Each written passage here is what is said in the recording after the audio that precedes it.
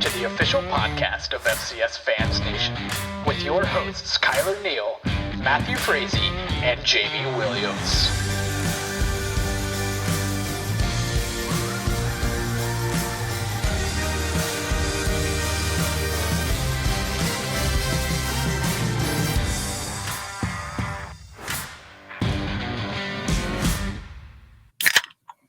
FCS Fans Nation. The eagle is awake from his nest. The bison is roaming back to the podcast studio, and the Duke dog is nowhere to be seen, off into the sunset. Ladies and gentlemen, welcome to a special off-season edition of the FCS Fans Nation podcast. Matthew Frazee, Jamie Williams, Kyler Neal, here in May, and it's not even a spring season. We're coming to you guys tonight to talk about Heroes Top 25 preseason poll, and we're going to talk a little bit about some predictions for the upcoming FCS football season. I have missed you gentlemen so much. Haven't heard your beautiful voices. Lots of texts and messaging. Oh, Mr. Kyler Neal, that beautiful studio of yours. How have you been, my man? Let's do a quick recap of these couple of months of hiatus for us. How have you been? What's new? Man, my life is pretty freaking eventful. Went and saw family up in Washington, so that was kind of nice. Had my little vacation in Lake Chelan. If you guys are aware of where that is, if you're not, Google it, because if you're from the South and you actually want a nice place to go, Google Lake Chelan. You will not be bummed. But other than that, yeah, there's work, life, barbecues, using my Traeger a lot. And I saw you got a new pellet grill. So how's that pellet grill, man? What are you smoking this weekend? You know, the pellet grill was not a purchase for me to be good, to be like better at grilling. It was just to use the technology that it has to not burn burgers and just get them at the actual internal temp because of those little meat probes they give you, and it's all electronic. So On this an is app, like, just like mine. yeah, I bought it because I'm the least handy person in the world. People look at me and they're like, Matt knows how to smoke. No. I'm just buying it so I don't burn things anymore. That's why. And that really is what has changed for me. I got one of those pellet grills. I got my 3 boys, my beautiful wife, everything else pretty basic, man. Jamie, you're off into the sunset for your JMU Dukes, but you're still here in FCS land, man. How have you been? Tell the folks what's been going on. Almost as boring as Kyler. Kind of just had a uneventful spring. I've been to a couple of hockey games, and saw a picture the other day, the Sunbelt logo on the JMU football field, CAA deuces. So onward and upward, and Richmond still sucks. Jamie just basically said, I hate the FCS. I don't know why I talk about them. They're trash. It's a trash league. They're D2. That's what I heard. That's all I heard. Yeah. G5 for life. That's right. G5 for life. G unit. G unit. We are pretty uneventful. Things get really exciting for us when the FCS football season kicks off. And guys, tonight we have gathered together, as I mentioned in the beginning, to talk about Hero Sports Top 25 poll. Daniel and Sam Herder have released their combo Top 25. We're going to reveal that here in a second. And of course, our podcast, if this is your first time listening, if you're new to our page, which keeps on growing, we're ran by the FCS Fans Nation Facebook page, Instagram, Twitter pages, and our fans ask questions. We react to those. These questions will be based heavily around Hero Sports' Top 25 poll. So just a reminder, your guys' questions run this thing. So make sure you subscribe on however you're listening to us, whether it's YouTube or any other platform.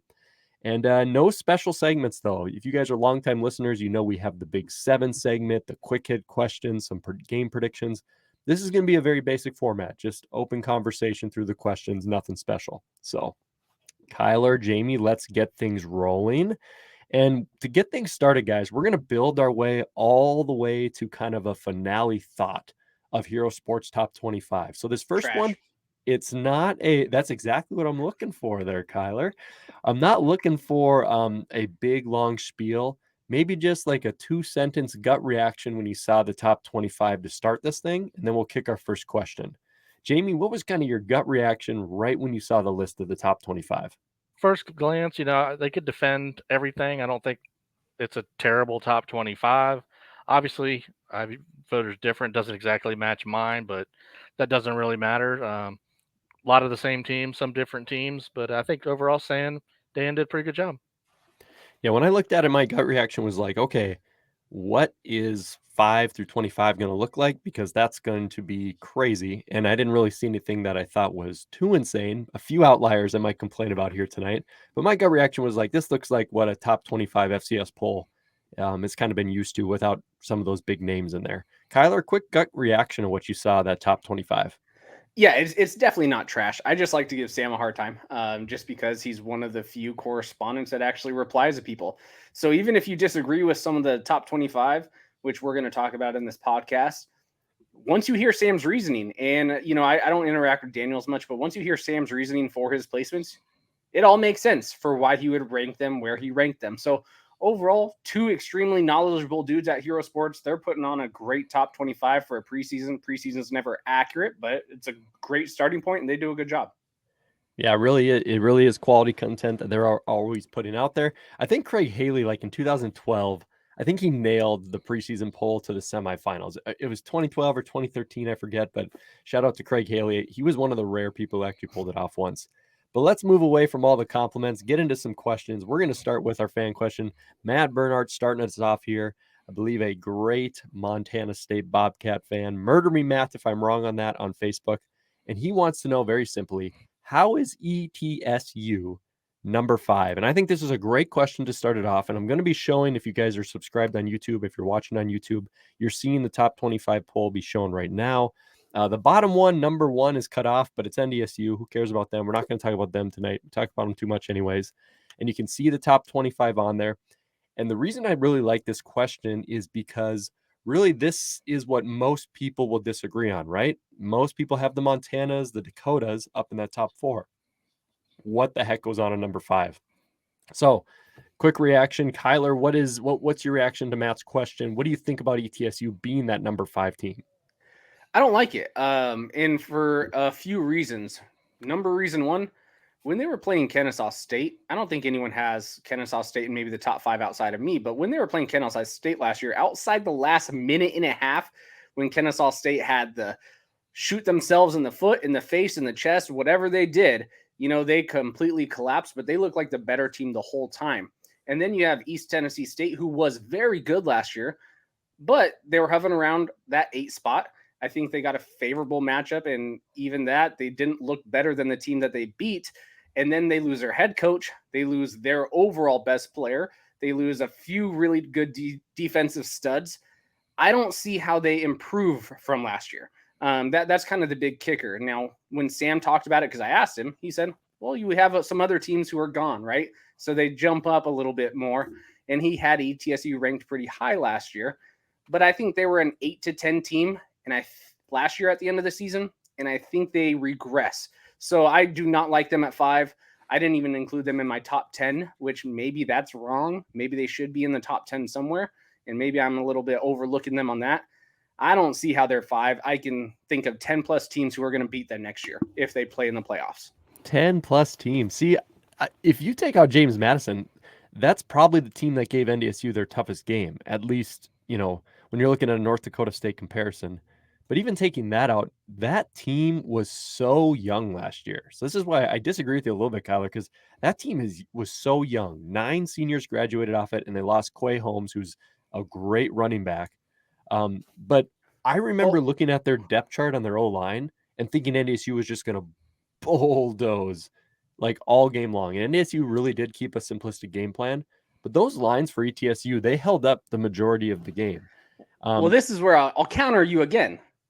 The only thing where ETSU was good at last year and dominant at really was running the ball. But they couldn't do anything.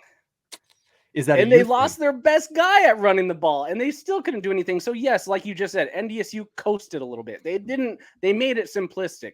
You're going to have a more simplistic game when right off the bat, you completely shut out their 2 only options to even motivate or run against NDSU.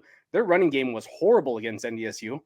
So why would NDSU show more flair when they got a James Madison the next week, right? Why are they going to open up the playbook? If you rewatch that game, I don't know. If NDSU opens up the playbook, they could have probably won by 50. I mean, that's what it looked like to me because, again, ETSU could not move the ball an ounce.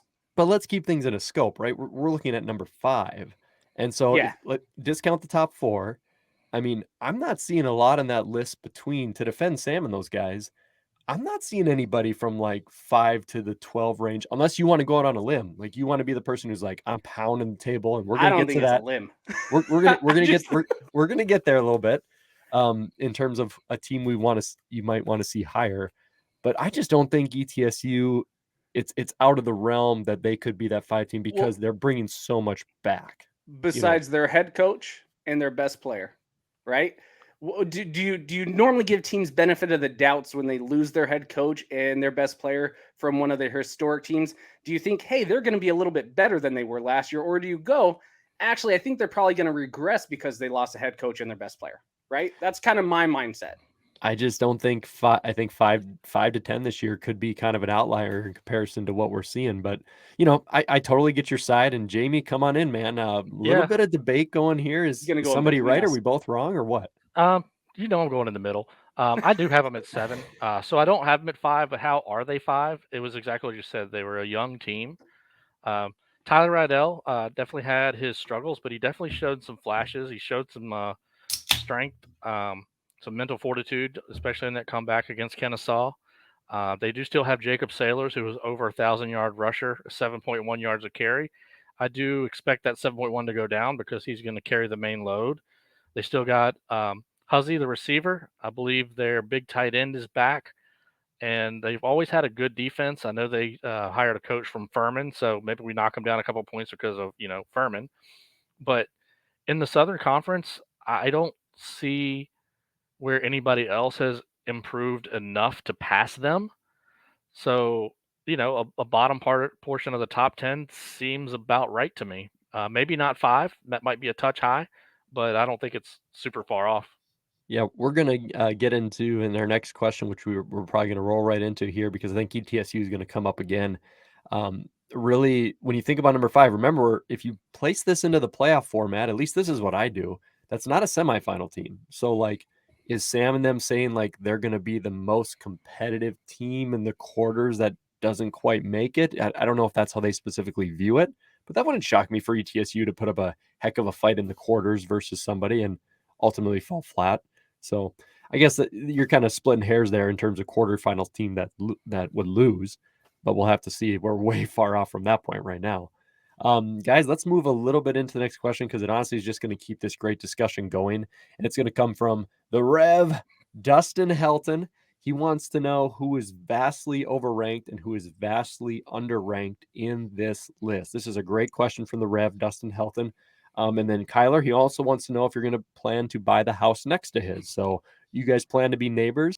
Kyler, I'll let you start, man, since you got to figure out your mortgage and then who's overrated, who's not. Yeah, Dustin, I'm not going to be neighbors with you, but we are coming to your house this Sunday for the pig roast. So I'm excited about that. But single income life here now, I'm not allowed. I can't afford that house. So I got to play it and just live in the house that we already bought. But which one do I think is overrated and which one do I think is underranked? This one becomes a little bit tough. I think right there, number 12. And I know Jamie and I were already talking about this prior to us jumping on, so sorry if I stole your thunder, Jamie, but you're probably going to agree too. Incarnate Word, vastly overrated because, again, they were probably around 15-ish last year, right? They were a solid team, playoff team. They had a really close loss in the playoffs to Sam Houston, but Incarnate Word, they lost their head coach and they lost arguably the greatest start to an FCS quarterback in the history of this division, Cameron Ward, right? I don't see how you lose to those two guys and think your team's going to be better, just like with ETSU. I don't see how you lose your two best guys and your coach and see how somehow you're going to be better than you were last year. So I think Incarnate Word, they are vastly overrated. Now, the good news is the Southland overall looks awful. So, I mean, they still might play a hell of a season. They still might, win the whole Southland. Who knows? But I don't think they're a top 12 team when you lose Cameron Ward, who was an absolute dog and a stud, and then you lose your head coach to Washington State. I don't see how that's possible.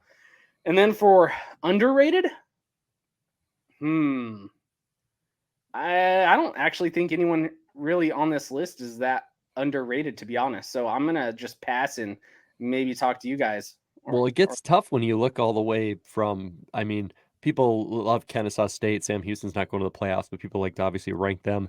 Then you kind of get beyond that, and it kind of gets, you have to go out on a limb. And Jamie, do you have a limb you're going to go stand out there? You're going to pound the table for somebody a little bit? I got one for each side. Just point information. I believe Incarnate Word's in the WAC, but they probably wish they were still in the Southland.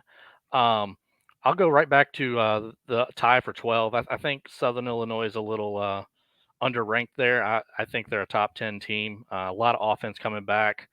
I know they've had their defensive issues, which is not good in the Valley. But if they get a little bit better defense, I think, they've proved they can hang with most teams there. Overrated, I think Dan's showing himself to be a little bit of a homer. Delaware, a little overranked for me. I don't know, Sam has Delaware winning the CAA because somebody's got to now that JMU's gone. But I'd say Delaware's a little overrated. I do think they are a playoff team, though. Ryan Carty coming back first year, he'll be able to utilize Nolan Henderson in that offense, and they always have a decent defense. But I think 15 is a touch high. I think the last few, maybe 21 to 25 is the right spot for them to start. But hey, who knows? Let's say we're splitting hairs here, but I could come up with one of each there. Yeah, I'm just going to go with Richmond all the way down there at 25. And Jamie, you've made me a believer in this. So I'm stealing all of your points. But with their quarterback, wide receiver transfer, and basically bringing some electricity to that offense for a defense that was ranked 26th last year in total defense in the FCS. And this is all Jamie stuff that I'm stealing. I would go out on a limb and I would put them up at least into the top 16, 15 range. I'm willing to put Richmond all the way up there because, okay, James Madison's gone. I look across the CAA. Who could really win that conference? I mean, Villanova down the quarterback. I kind of like what Richmond's done better. I wouldn't have fear flip-flopping Villanova and Richmond, like on my top 25. Like I could flip those two. That's more of a prediction style instead of more, hey, that's my thing. I think the Spiders, because of all the points Jamie's made, Sam made mention this on Twitter. I think I could flip-flop those two now instead of waiting 3-4 weeks in to see how it all plays out. I think that offense and defense are going to complement each other really well. Yeah, and I do have Richmond winning the CAA this year. With Udinsky and Harris, obviously both previously at VMI, the offensive coordinator is actually the offensive coordinator that those two had at VMI when they had that big spring season. And they only lose one of their big players on defense. The other one, I believe, Wheeler's gone and Dressler's back, could be vice versa. But that defense will still be good. So yeah, I think you're got one there. And I'm still a little nervous on Richmond though, just because they're a storied program. They should be always a top 10 team, right? They got a giant budget. They could do whatever they want. The thing is, they've held on to their head coach a little bit too long. He is under 500 in his 6 years there. I don't know how he goes from under 500 to now a top 10 team. We'll see. JMU leaving definitely opens a door in the CAA. It's super exciting right now because we finally are looking at the CAA going like back in the mid 2000s or the mid 2010s where you're like, anyone can win it at any given time. They're going to be true playoff contenders, threats, but we never know who's going to be that actual team. I just don't know if I buy the Richmond as much as you guys, but I like it. Yeah, I don't like it, but that's just what I see happening. Touche. Yeah, Richmond was 84th in total offense last year. And this is going to sound, with James Madison, you would think about like 5 rotations of running backs and these 3 receivers and this tight end and a quarterback and this big O line. But like looking at the CAA, I don't think you need all those things. I think it's more now. It's not like as bad as like a Southland and others, but I think an elite QB wide receiver combo can make that sort of difference to close that gap in terms of what that talent on the field is. So big believer in Richmond, but we got some more time for sleepers here in a little bit, guys. Kyler, I can't wait to ask you this question because I am so curious on this. This is a great question because I have no idea, no knowledge. I am the least knowledgeable host on this podcast. Kevin Maydall wants to know there, Kyler, besides the two Montanas, which Big Sky school has the best shot at a long playoff run? I cannot wait for this answer because I just do not know. What Your would you insider guess I'm knowledge, gonna man. What do you say? think? What do you guess I'm going to say? Okay, so please don't say Sac State because ye of little faith. I have no faith there. If I had to put a prediction out there, I know your stance on Eastern Washington though too. So, dude, this one is hard for me. You're gonna pick Bo and some crazy thing with Cal Poly or something. I don't know, man. No, not at all. I'm lost. I think there's one realistic answer for this. Now it says, good. He didn't say, pick two teams, just one outside the Montanas. I think this is the underranked because they're not even ranked in this poll. Weber State. People are forgetting about them just because they had a really tough year with one of the toughest schedules in all of their big games besides against Eastern Washington. They played their third string quarterback. They were injury ridden. I would actually put on a wager to say Weber State has a better chance to go further than Montana State this year. I do not mind saying that because I think Montana State actually, there's some question marks where Weber State, I think if they were just healthy, they were a playoff team. They were the same record as Northern Iowa, but again, they were injury ridden. And you look at the last 5 years, Weber State's kind of controlled the Big Sky for the most part. I don't think one down season for them when they were that injured is going to alter and now they're not a top 25 team. I think Weber State is easily a top 25 team. So I missed that one on our other question. And I think they have all the tools to make a deep run, right? They're not going to have as tough as a schedule. They're going to have hopefully some healthy players. And if they have some healthy players, they can easily make a run. So, it's going to be interesting. I guess their schedule's still pretty brutal, but I think they're going to beat Sac State. I think they're going to probably beat Eastern Washington. I think they go 1-1 versus the Montanas. I like them better than UC Davis. Yeah, I think Weber State has a really good chance if they make the postseason and if they only have a few losses, which they totally could if they stay healthy. It's tough to play in Ogden in the playoffs, man. So I like Weber State's chances out of any other Big Sky team to make a deep run right now outside the two Montanas.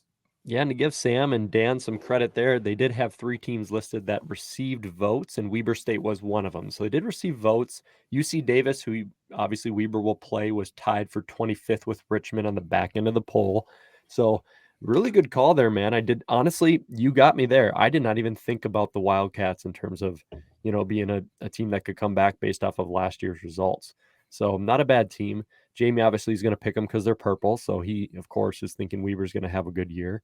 But yeah, that's good answer, man. Good answer. Look at Idaho State's logo, though. That's a pretty clean Bengal tiger. That's a cool tiger. That is a slick tiger. I got blasted for the team's trash. I did the wrong logo on them 2 years ago on the team series. I got blasted for that, so I didn't forget it this year. So, great question there, Kevin. Okay, guys, moving into Mr. Steve White's question. Finally, we're going to talk about a top 2 team here. He wants to know, is this finally the year the Jacks get their title, the Jack Rabbits? Jamie, what do you think about SDSU this year? I know you guys have some thoughts. There was some Twitter battle maybe a little bit going on, some discussion between our amazing Jackrabbit crew. If you guys are not subscribed to the FCS Fans Network, that is our YouTube channel. So make sure if you have a YouTube account, just go search FCS Fans Network and subscribe. That's where the Jackrabbit Illustrated podcast, the Cocky Nation podcast, Eastern Washington Eagles Power Hour, our podcast, it's all on YouTube. If you want a one-stop video podcast arena, it is on YouTube. So subscribe to this. So for those Jackrabbit fans of ours that we like to talk on Twitter, Thumper and all, Jamie, they going to get a title this year? Is this finally when it's going to happen? Well, I'm going to leave the fiery take for Kyler because he came up. He was the most recent one to throw it out there unless he doesn't come back. This has got to be the year if they're going to do it. I know North Dakota State returns a bunch and will always be there, but they still have – I know Pierre Strong is gone, but they still have just amazing offense. They lost their offensive coordinator. We can argue about what that means for them.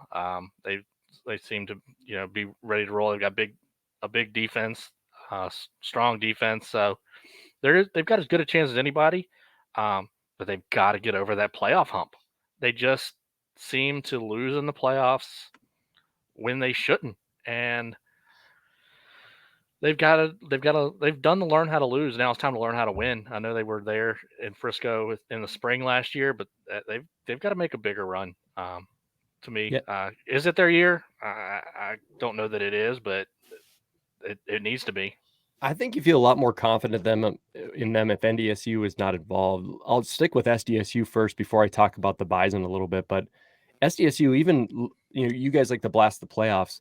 Thumper hit this on Twitter. He's right. It's the weird regular season lack of consistency letdown. Like they will just lose against USD, who's a rival, or they'll drop something to some team where you're just like, really in the valley, and then suddenly everyone's like they're going to be the 5 seed and they're like the 8 seed or unseeded, and then they're like in NDSU's pocket. The only big difference between NDSU and SDSU, like honestly you can say championships and other things, and Bison fans are going to crush me for this, I don't care, the big difference is just consistency. NDSU is like, just like the Patriots, we're going to win with Tom Brady and the Patriots, we're going to win the AFC East, we're going to get a first round bye, we're going to have home field advantage. That's going to give us a chance to get back to the Super Bowl.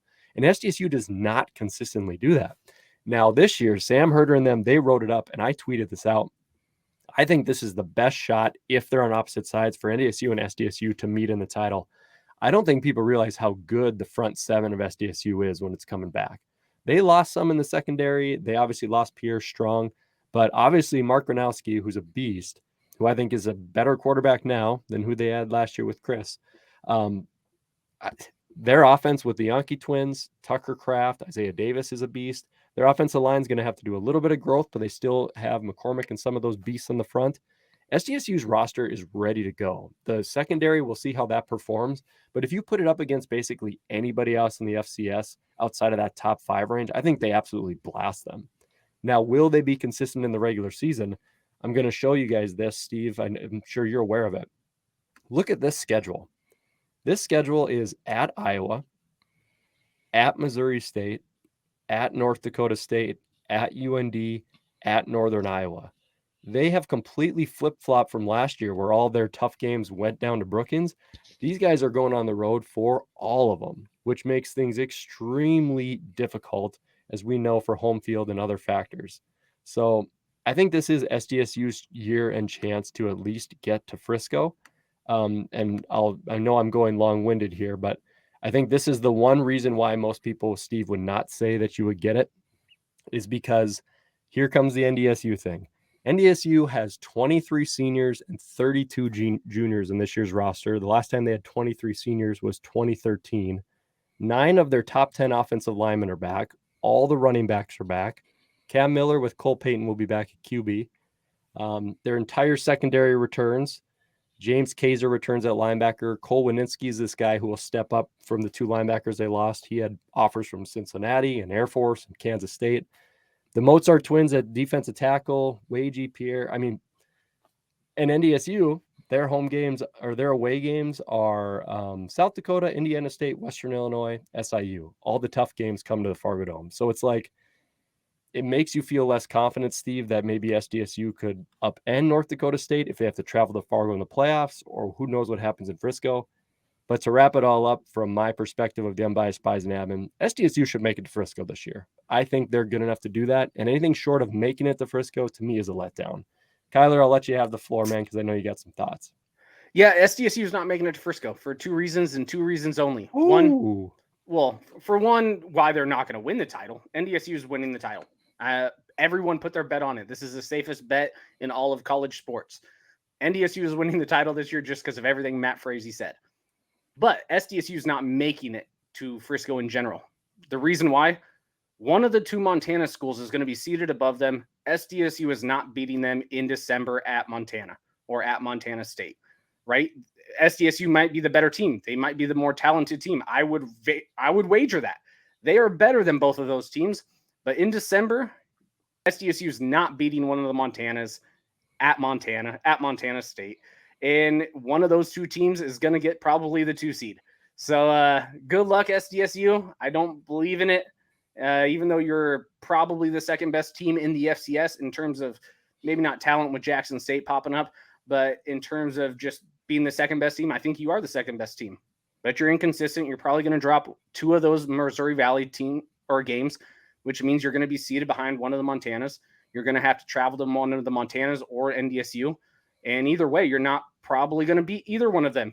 So that's my take. Sorry, Jackrabbit fans. I will be rooting for you guys when you play any one of those 3 teams. I will put on my hat. I will be cheering. I will be your biggest fan. But you're not beating any one of those 3 in December at one of their other locations. I have way more faith. There's no question for me to do this, so we'll save it for maybe August's episode. I got way more faith in those Grizz than I do the Bobcats this season. So me too. I just said Weber would go further than Montana State. So there we go. That's not even ranked. This is one of our hot takes we say, guys, every year. We all agree with it. It's harder as the losing team in Frisco to get back than it is as the winning team. That's I think that's been a pretty consistent factor here. Great question there. We really appreciate it, Steve, and we hope your Rabbits have a really healthy, good season. We're excited to see Mark back out there at quarterback. The FCS is just better when he's involved, obviously. Brandon Anderson coming in hot, guys. He asked, we all know the policy regarding FCS teams in a non-playoff conference getting ranked. Should that apply to Sam Houston, even though they're getting more scholarships? So this is a good one because they're up. Sam Houston not eligible for the playoffs. They are transitioning into the FBS with the CUSA. They are going to be eligible to be ranked this year. So are you guys going to put them in some weird category you can debate similar to the MEAC and the SWAC and the Ivy, even though we believe all those teams should be ranked? Are you going to put them in some outlier category where they don't deserve to be top 25? Jamie, you rank all 130 teams in the preseason. How do you feel about Sam Houston? I do have, obviously, Sam Houston and Jacksonville State, for what that's worth, in my 1 through 130 rankings. I believe when the actual stats poll is done, they will be ineligible for top 25 votes, I believe. I think Craig's still wrestling with that. Don't know if maybe their players would still be available for awards. I'm not sure, but I think Craig will clarify that as August arrives. I plan to, if they're excluded, to say where I think about they would be if they're going to be in the top 25, just as a comparison. But I see when you go 70-some scholarships and everybody else has 63, I can see where people are a little turned off by that. And that's completely different than the MEAC and the SWAC because those teams can still make the playoffs. The Ivies, they don't want to make the playoffs because, their nose is in the air, but we still rank them too. So I'll at least say where I would have them if they decided to not put them in the stats poll. Yeah, I think they have to be ranked just because of the effects of other teams. And I think we've made that point before. I think that Sam Houston, you rank them based off of how good you believe they are. And if they are eligible or if they are good enough to be a top 15 team and somebody like Stephen F. Austin upsets them, that's going to help that resume. So that's my personal opinion. Kyler, I see some head nods. Are you kind of there with me? Yeah, because, I can take two different situations and part them ways, right? They're not eligible. Who cares?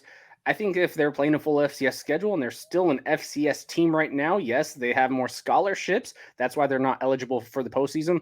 Why shouldn't you be ranked? Just like what you just said, if SFA ends up beating Sam Houston and they beat Sam Houston, who is not ranked or number 4 in the nation, we got to give them a little bit of pull. We got to give SFA a little bit of love. But also, then I just go back to the past. App State was able to be ranked when they were not playoff eligible. Georgia Southern was able to be ranked. All of these teams, even Great Liberty, point. like all these teams who are moving up, just because you're not playoff eligible doesn't mean you should not be, somewhere in the top 25 because, like Matt just said, it gives a base model for where teams are. Like if you do beat one of these teams, that should be viewed as a huge win. Just like when, it's the giant argument over the Ivy. I think the Ivy Sheet leagues should be ranked because the NEC plays them, sometimes the CAA, sometimes the Patriot League. So if one of those teams beats number 10 Harvard, that looks awesome and it helps your playoff resume instead of just going, oh, now they're not ranked. I mean, of course, no one would say that because everyone knows there's a transition for, Sam Houston. But I don't know. Everyone was able to be ranked in the past. Why change it now? I like that take. So we're going to rank Sam Houston. They'll be ranked throughout the season as long as they win enough games. Otherwise, they're going to be out of there. So hopefully their transition goes well. Good luck to the Bearcats in the CUSA. All right, guys, this next question is, there's going to be a bunch of shout outs as we all go off of fans' questions here, but we basically had 5 to 6 people all kind of have that same encompassing question. What school not on the list has a chance to make some noise this year? Asked Tim Rask. Cody Werlinger wants to know, outside of the top 20, who could make the biggest leap by the end. Adam Willie, who's the sleeper this year? Kevin of FCS Nation Radio, he had a sleeper question. And of course, Drew Stevens. Drew, yours wasn't about a sleeper, but I am setting you up here, my man, because my answer revolves around your question, crazy enough. So, guys, as long as the technology holds up for me here, I'll edit it in regardless. I'm going to have a little bit of a throwback here, so I hope you enjoy this. And then I would like to give my answer first, if that's okay, to steal some thunder, all right? I am going with Sam Houston, who Hero Sports currently has top 25 right now. I'm going to cheat and look up, but I wrote this down because I was very impressed by it. 2019, they were 6-5. The defense gave up 16.5 points a game in 2019 and 5 losses. You ready for this? 39-31 to FBS New Mexico, 4-point loss to UND, 3-point loss to Lamar in overtime, 4-point loss to ranked Central Arkansas, 3-point loss to Northwestern State. Also had a quarterback who was injured quite a bit during the year. And I'm like, okay, so losses all under 10 points, including one that was FBS, a defense which we were all really impressed by, returning head coach, returning quarterback. That to me spells a recipe for somebody who could have a really successful spring season. And I'm not saying national title. Everyone's queuing up jokes right now for Sam Houston getting crushed in the semis or something. But for somebody who's not expected to do something, that would be my example, which is the Sam Houston Bearcats. That is a little throwback from a preview episode for the spring season, where I thought, based off of last year, Sam Houston could be a team to make some noise. I did not predict them to win the title, which they did, but they obviously made a lot more noise than predicted. Okay, guys, here we go. Jamie, I love your shirt tonight. And Rev, buckle up. The reason I showed that throwback clip is because you're about to hear history repeat itself for the sleeper of this year, even though they're on the radar. Stephen F. Austin, currently ranked number 11. In fact, I would put them all the way up into my top 5. At number 5 is where I would put them. Here you go. Here it comes. You ready? They only lost 8 seniors. 9 of their top 11 tacklers on defense are back. Returning quarterback and wide receiver Trey Self and Xavier Gibson are back. Last year, 8-4 in 2021. Lost to 6 to Texas Tech. Lost by 1 to Sam Houston. 4 to Jacksonville State. And an overtime loss to UIW in the playoffs. The defense only gave up 19.3 points per game last season, with 4 fourth-quarter losses. Okay, so their schedule, even better. Jacksonville State and Sam Houston are neutral field games, and their away games are at Alcorn State, Southern Utah, and Albine Christian, which is like, and Louisiana Tech, who is a trash FBS school. So 15th in total defense last year, 21st in total offense, 10th in passing efficiency. The coaching staff is back. All that coming together, and I looked on their depth chart of their defensive lines and offensive lines, not small kids. You're talking big, beefy 300-pounders, big, tall, 6'5", 6'6". So give me the line, give me a year of a disappointing playoff loss, a little bit of experience, knowing how to win last season. I love their coach, Stephen F. Austin, winning their conference, making it in the playoffs. Sleeper right there. Don't put him in number 11. Put him in your top 10, folks. I hope I didn't steal any from you guys, but I've been prepping for that for a while. Rev, there you go, man. I'm putting all the pressure on your Lumberjacks. And normally I predict Furman, and they normally do really well. So you should be very happy that I'm the one picking your team. So, all right, Jamie and Kyler, give me a sleeper. See if you can match that intensity there. Jamie, who do you think? Well, I wore the shirt for a reason, but you're so excited. But I won't say that I don't have Trey Self as my early front runner for the Peyton Award. I think you nailed it there. That's a good one. Yeah, I don't really see anybody who's going to jump other than that. I've got Stephen F. Austin at number 10 entering. So I'm going to take these in a little bit of a different track of some teams I think will be better that you might see enter the rankings or fight for playoff spots. A couple of SoCon teams, Mercer, who's been right on that cusp the last 2 years. They might be able to get over the hump. And if you really want to pull one from way down of a team that you might see jump up and surprise people, Western Carolina, second year under their head coach who came from the D2 ranks. That offense was phenomenal. The defense was garbage. That's so French. That's French for absolutely friggin' terrible. Another off the board, look for William and Mary. I think they're building something there. Mike London always has a good defense. They've got a lot of running backs. They actually, I believe, led the CAA in rushing last year, and that included James Madison. So William and Mary is a team to look out for.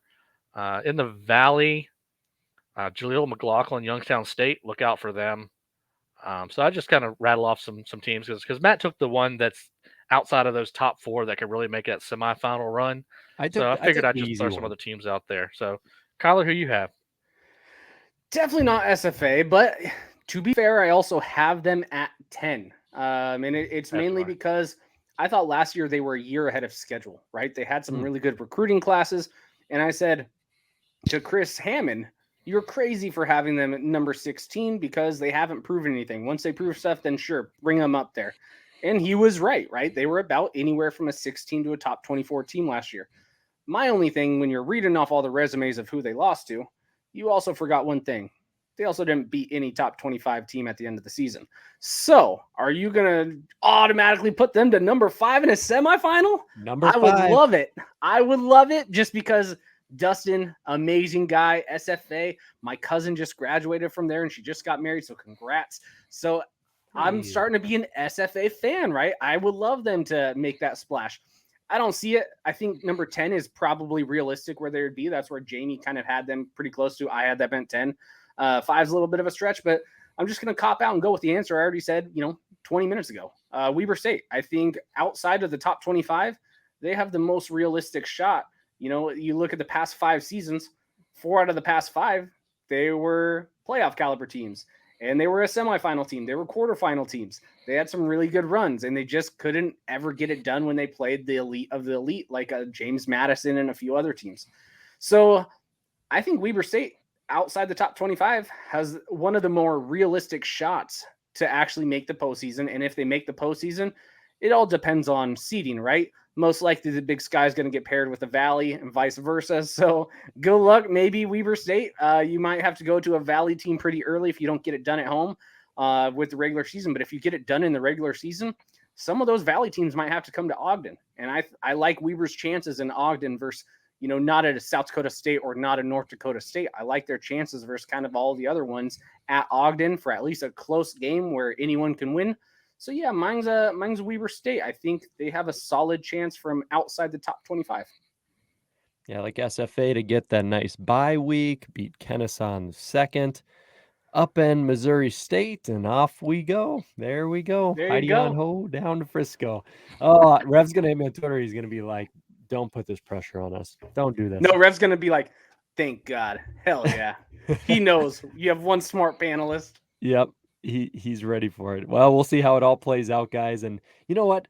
If you want logic and facts and intelligence, when we're in Frisco, talk to Jamie, talk to Kyler. If you just want a emotional argument that makes no sense, but hey, it plays at the heartstrings, just come on over to me and have a beer. Yours made sense though because they are returning so much. They were already a year ahead of schedule.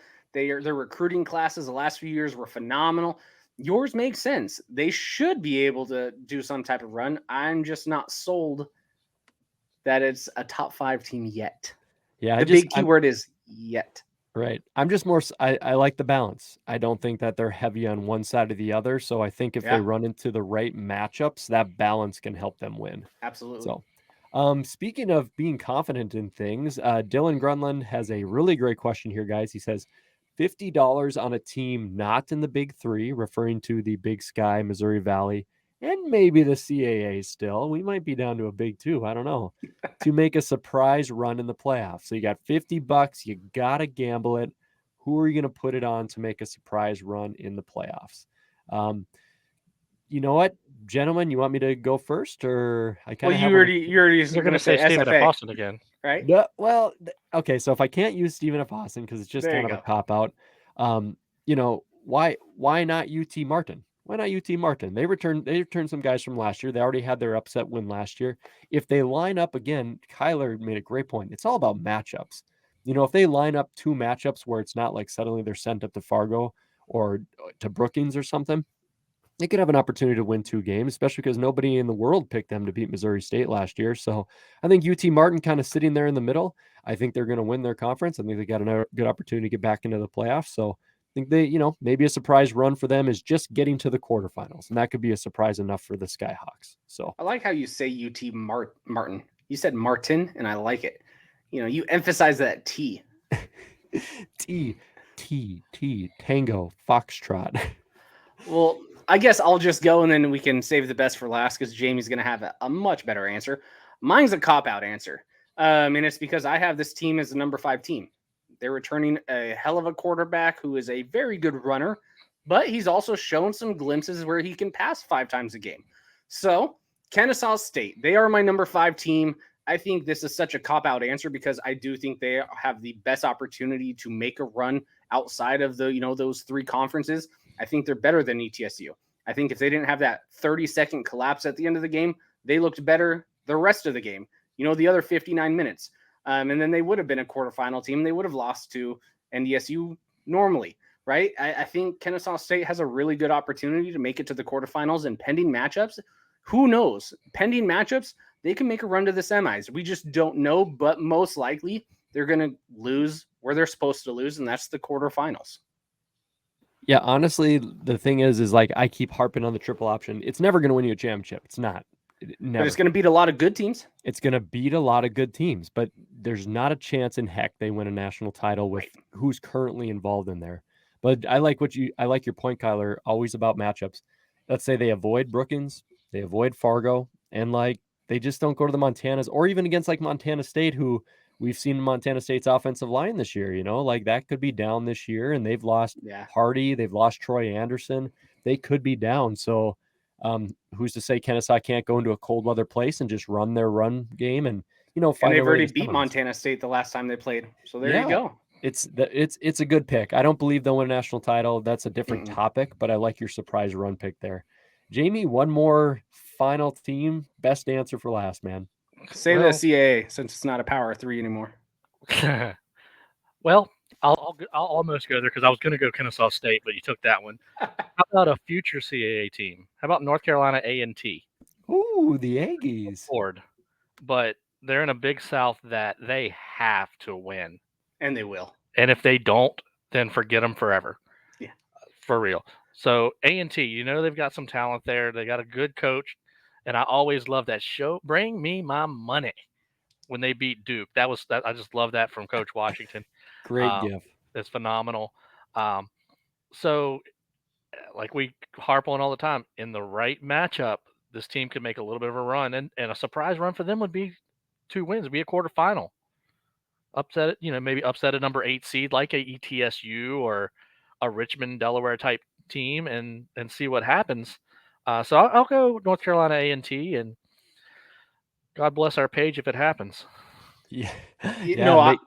I like that pick because Monmouth's gone. Kennesaw's gone. They should dominate the current Big South structure right now. And if they do, we've seen Kennesaw dominate the Big South. And guess what? They've always been on that fringe of a seed. Now, A&T has to go to NDSU, right? So maybe they're not going to have that undefeated season like a Kennesaw State could have. But if they dominate the Big South, I would assume that they're probably going to host a game, pending on who they're getting matched up with, maybe one of the Southern teams that are going to be in the postseason. I like that pick. Yeah, really solid stuff there. It's going to be, I'm already getting really giddy for the season. This is going to be great. We're under 95 days. It's going to be fun. Mr. Jamie Williams, as you are a Stats Top 25 voter, you rank 130 teams for a preseason. You do beautiful work. You can tell by the names the coaches I mean, I'm not even close to the knowledge that you hold for the FCS. It's a beautiful thing. And so I'm going to dive into your knowledge here for Mr. Rob Butler, who wants to know, does McNeese contend for a playoff spot in the Southland during Goff's first year. Is McNeese going to be back on the way up after some really bad down years here? Where do you have them ranked on your top 130, and what do you think about their season next coming up here?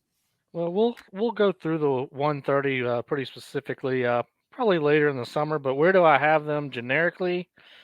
I'd have to scroll a while. I don't see it for them, and that's unfortunate because McNeese has always been a good team. A few years ago, they got left out at 9-2, but they're not going to be anywhere near that 9-2. I think still that conference is still Southeastern Louisiana's to lose. Nichols will put up a fight. I don't see McNeese making a run this year. I don't think they have the juice. It's crazy. Goff went from, being at Cal to the number 1 pick to throwing to Cooper Kupp, the GOAT, then going to Detroit, who he sucked, and now he's already a coach at the FCS level. Ouch. Come on, Goff. Matt's not impressed. He's like, what a stupid dad joke. What a stupid joke. Oh man. I gotta admit, I was looking up the next screen share there, so I missed the dad joke. I'll throw on my white New Balances, and you can tell it to me after we're done recording. So moving into the next question, Rob. Unfortunately, we don't see a lot of promise for McNeese this year, but maybe on the up and up. You got to rebuild something that's been broken for a little bit. And moving into Dustin Perman's question, guys, how much havoc will Sam Houston and James Madison cause for affecting playoff contenders this year? Dustin, this was already answered on the page for you for James Madison in regards to they're going full Sun Belt all the way. They'll have really no involvement with the FCS. Jamie, what's the one FCS team you guys will play this season or two? Norfolk State. I think he meant Jacksonville State. Oh, Jacksonville State. Okay. I think that's probably what he meant, and we should answer the question that way, I guess. I think, but to answer the question, I think Sam Houston creates a little bit more havoc than JSU would. Yeah, for sure. I think JSU still loses to Kennesaw State. They probably lose to Central Arkansas. Sam Houston could, beat an Incarnate Word who might be on the bubble, or Stephen F. Austin who might be on the bubble of a seed. So I think Sam Houston's got more of a chance to mess up somebody's world. Yeah, and Eastern Kentucky, not a bad year last year as well. So you're looking at teams that are going to be very competitive for the auto bid and trying to be probably the second team in. So when you look at the Bearcats, they have a real opportunity to, and we don't know if they're going to be as good as they were the last 2 seasons, but they got a good opportunity to just knock some L's into these teams. And if a lot of these teams walk away with a loss to a transitioning FBS squad, is that viewed any differently by the committee? So that is going to be a mystery throughout the year. If hypothetically Sam Houston beats Incarnate Word and they beat SFA, like you mentioned, EKU, how's that viewed by the committee? How does that compare for getting into the playoff field? So I think Sam Houston's got a real big opportunity to cause some chaos. JSU, yep, we'll have to see. I'll pull their schedule up here, Kyler, while we get your thoughts. Yeah, I'm going to counter a little bit, and I think Jacksonville State's actually going to be a pretty dang good team next year. They finally got rid of Gross, who didn't seem to elevate or develop the players enough. The talent at Jacksonville State has never been under question, right? We talk about it every single year, every single podcast. They have the talent, but they were lacking that development skills. They were lacking that coaching ability. Well, guess what? They got a new coach, right? That the team seems pretty excited about. I don't see many losses on this schedule, which means if you are a Southeastern Louisiana, a Nichols, Kennesaw State, and maybe you have a few losses, how does that affect your playoff resume, right? It is going to be interesting. Now, because they have more scholarships, does the committee even view this as a true loss? I don't know. Do they view it as an FBS win? Do they view it as an FCS win? I have no clue what's really going to go on, but I think Jacksonville State and Sam Houston State are both going to have really, really fantastic seasons where I don't see many FCS teams that were going to be able to go toe-to-toe with them. So, yeah, we're going to see some, like a Kennesaw State, where maybe they were going to be that 5th seed. Well, now they lose to Jacksonville State. What happens? Are they now outside the seeding? Are they still a 5 seed? I have no clue. It's going to be an exciting year in the ASUN, WAC, all these other developmental, I don't want to say developmental leagues, but I meant when they combine themselves. That was a horrible word. The first podcast of the year. It's not a developmental league. I meant when they're combining each other because they don't have enough actual team members to solidify a bid. So it's going to make it very chaotic, and I love chaos. let's bring on the chaos. Yeah, let's see what happens with these two soon-to-be FBS teams and what they could affect, but definitely will have their impacts in terms of teams' ability to make the playoffs. Kevin Waters here, Jamie wants to know, as you are gone from the CAA as a Duke fan, he wants to know, is the CAA a Power 3 still? So I'll have you just kind of answer this question as we're transitioning away from James Madison dominating that conference. Would you still put them on par up with that Big Sky Missouri Valley? It's a step below those two, but it's still the third conference. They're still probably going to get 3 or 4 bids with probably 6 teams in contention all the way through the season. They're still strong teams: Delaware, Richmond, Villanova. We haven't even talked about Villanova, the team that actually got the auto bid last year. William and Mary's improving. Rhode Island, we'll see. Does a team like Towson make a jump? So somebody always makes a jump. I think Elon takes a step back. Albany takes a step back. Maine back. But that top half of the CAA is still going to be quite good. Yeah, I think Sam Herder mentioned that quite a bit on his podcast. And he talked about how, because I had asked him that question about the SoCon, can the SoCon return and kind of just scoot the CAA out? And he didn't feel like right now that that's going to be happening. But I really think it is like SoCon and CAA might be going back and forth, in terms of who's more powerful as we move forward over the next half decade. But I don't see the CAA matching the Big Sky Missouri Valley like right away next year, unless you Yeah, really I think believe in a Richmond or somebody. I think if you matched up 1 versus 1, 2 versus 2, CAA versus the Southern, and CAA is going to win most of those matchups. Very interesting. So maybe still a little bit more powerful. Might be considered still that Power 3 there, Kevin, going into next season. Joshua Hoffman, awesome Jackrabbit fan. We're gonna have him on this year at some point. He says, "Does Sam Herder hate your team? And it's crazy to think we played a spring season since it's May." Yes, Sam Herder hates all of your teams. He hates every single one of them. They all suck, and he puts that in really fine print at the bottom of every article. So look for that when he posts things. At the very bottom, it's like, "By the way, I hate your team." He So doesn't even care about my team anymore. no, he does. Yeah, doesn't even talk Dukes We're anymore. non-existent to him. Yeah. And he told us that like Cooper Kupp would be lucky to make the CFL. So crazy. Because he hates Eastern Washington. Hates Yep. him.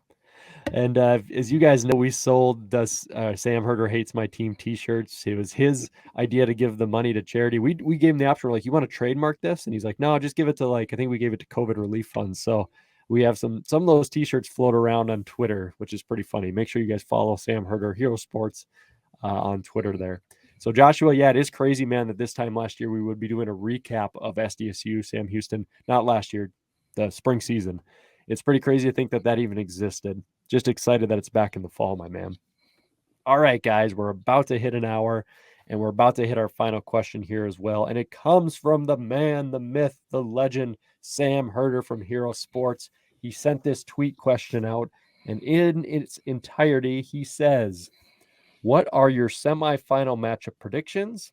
And a second part question, predict the 2022 semifinal matchups, but under the stipulation that it has to be 4 teams from 4 different conferences. So let's do the fun one first, and then we'll finalize this episode with like an actual, hey, I'm going out on a limb. Here's my final 4. So if you had to pick 4 different teams from 4 different conferences, who are we picking?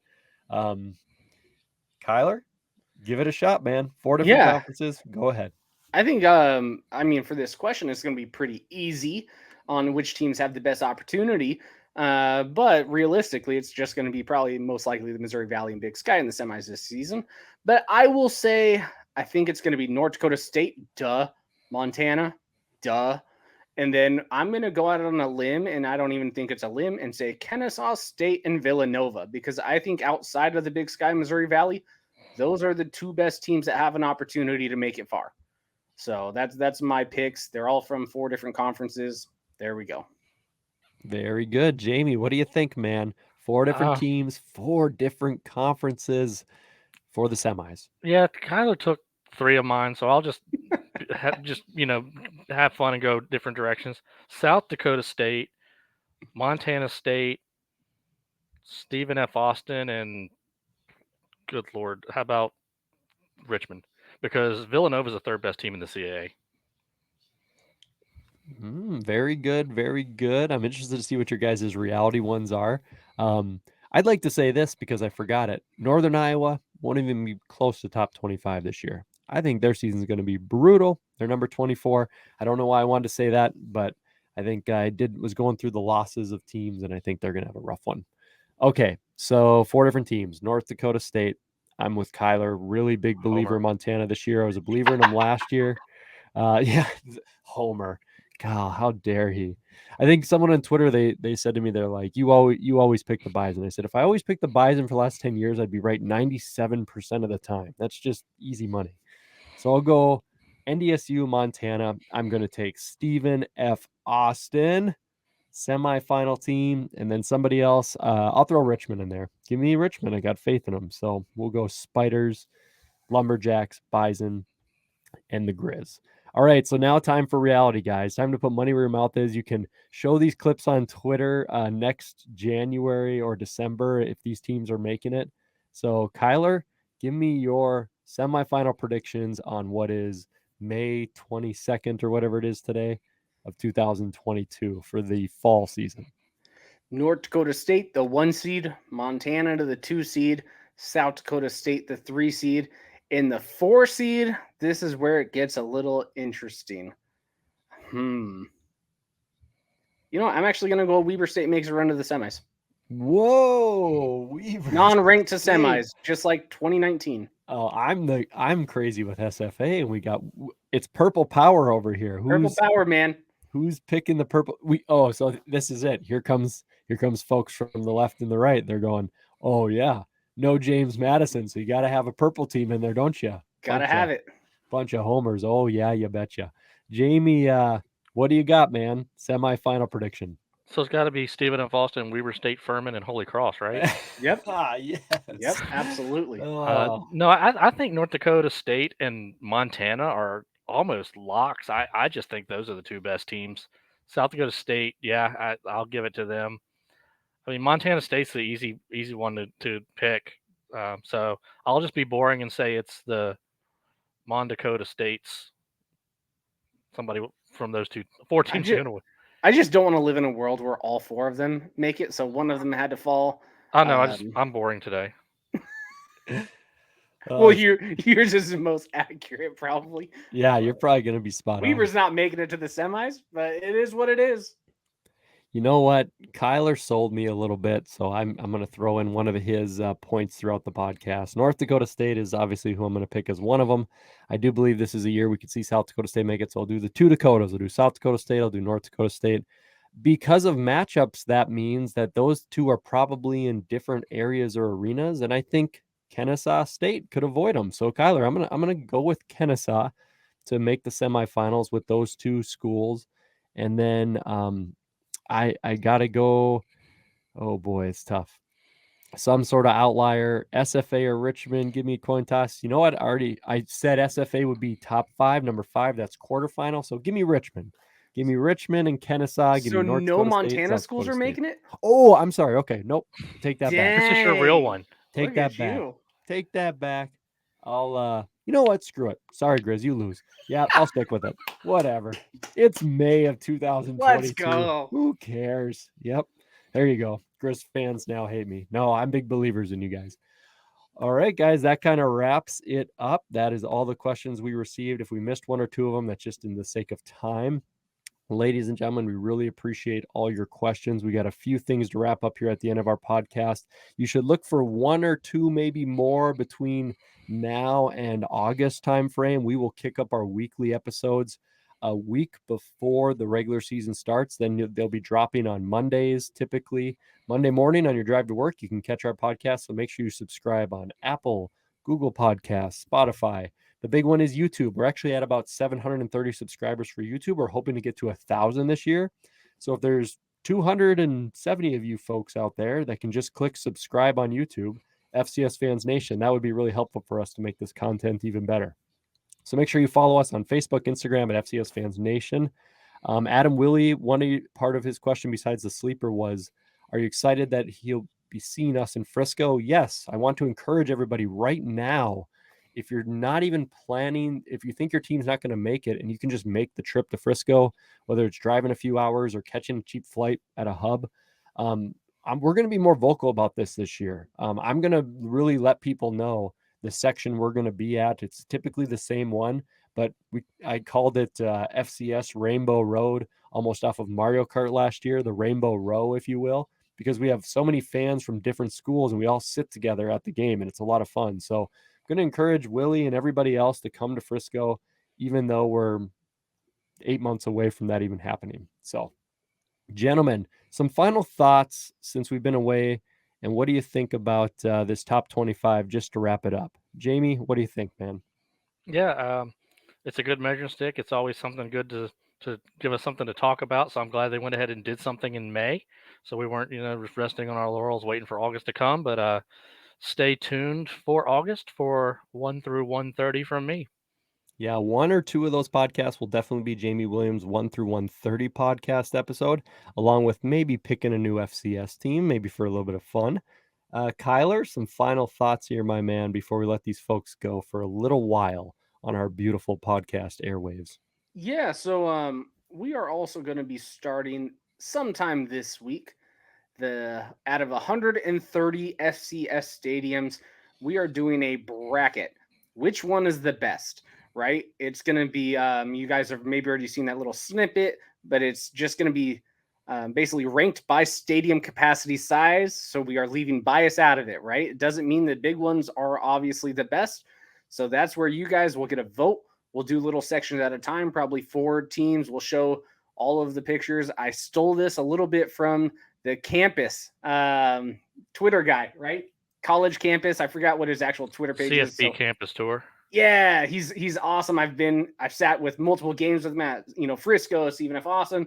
We've he's a great guy, and I thought, why not settle this on the FCS page where it's all the best fans from all around the land and know who the number 1 stadium is, and everyone has a different opinion on what makes a good stadium. So we're just going to do this. It's another off-season topic. It should be a little bit of fun. So be on the lookout for that in this upcoming week. Other than that, thank you, Sam Herder, for giving us something to talk about. I know we trash you all the time, but it's only because you're a big boy and you can take it, and it's because we actually think you are one of the best. Yeah, and don't leave out Dan Steenkamer. And Dan. That too. Yeah, hopefully Sam and Dan, you listen to this whole episode because, you're going to get the kudos at the end. Your guys' content, it keeps people engaged, keeps the FCS going, and you're constantly replying. You're not afraid to snap back. It's guys like yourself and the Craig Haleys and others that, keep this thing going, and it allows us community folks to just build things off of your guys' products. So we really appreciate what you do. And if you guys haven't checked it out, you'll be able to see in the description notes here on the episode the link to Sam and Dan's preseason top 25. Ladies and gentlemen, thank you so much for listening to the FCS Fans Nation podcast. We will miss you fine folks, but maybe see you a few times here over the next 90 days. If you can believe it, just over 90 days until FCS football kickoff. Appreciate you guys hanging out. Stay safe this summer, crack a few beers, and we'll see you for kickoff at the end of August. Boom. Thank you for listening to the FCS Fans Nation podcast. Make sure to like and subscribe to this podcast on your preferred listening platform, whether it's Apple, Spotify, Google, or even YouTube. And make sure to follow our FCS Fans Nation social media pages on Facebook, Twitter, and Instagram. Thank you for listening to the premier podcast for FCS football. Boom.